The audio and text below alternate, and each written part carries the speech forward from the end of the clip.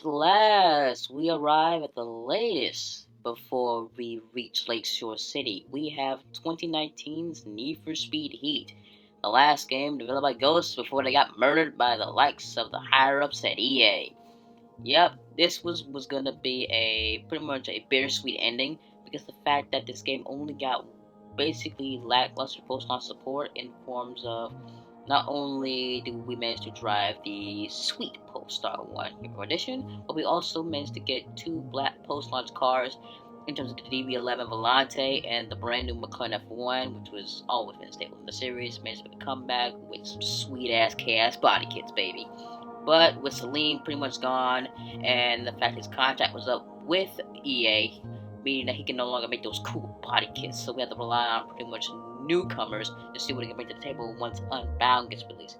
But my experience with Need for Speed goes as follows. I pre-ordered it, the Special Deluxe Edition, got the custom KS cars, drove them, beat the game, 100%ed it, and the fact is that I accumulated over 100,000 in-game bank over the last 3 years when the game came out. That's a lot of chunk of change, knowing the fact I did a lot of car builds with this game, more than I did with Payback or even with 2015, because this game has so much replay value that, which is why not. The best part is that they finally got the hero cars of Underground 1, 2, and Most Wanted right. They got it right, but the engine sounds is. I'm surprised they even managed to build two wide body kits, well, both wide body kits for the 350Z and the Skyline, based on their respective games from Black Box. Consider that those games back in the day had some crazy wide body kits, man. The fact that managed to replicate that into an HD console, consider that.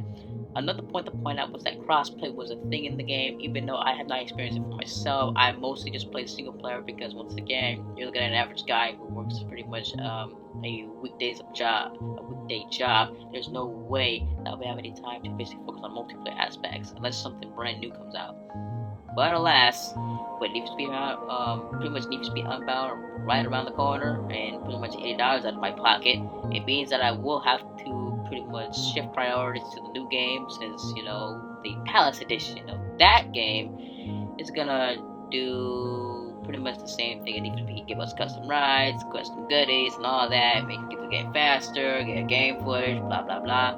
Because, well, truth be told, I never thought that Need for Speed Heat would pretty much be the swan song for Ghost Games, man. I mean, they got murdered on the spot by EA because, well, they only made 4 games under that developer name entirely. Only 4 games in this most dedicated Need for Speed, but now Criterion has the reins now.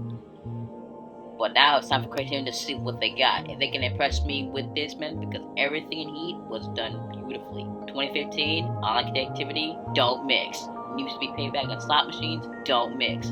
Need for Speed Heat, okay. And it had lackluster post-launch support, but it kept giving me what I wanted. There was no bullshit, no slot machines, no interactivity. It's what I wanted, and this is the template moving forward in terms of what I want in a Need for Speed game.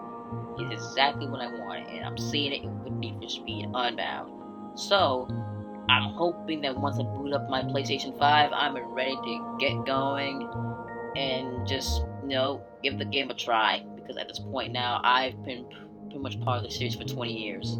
It has taken its toll on me to the point that I might be going crazy. As to every time we finally get something cool news, there'll always be that one thing that takes it back. But until eventually December 2nd, 2022, I will be looking forward to this brand new installment, as it was considered to be the 30th installment in over 28 years of Need for Speed. But can't wait to drive the S14 in the Eclipse, and the CA Corvette, and the Z Prototype, and many more new rides, especially old fan favorites. And yes, ASAP Rocky's 190 Mercedes. Gonna take that for a spin too.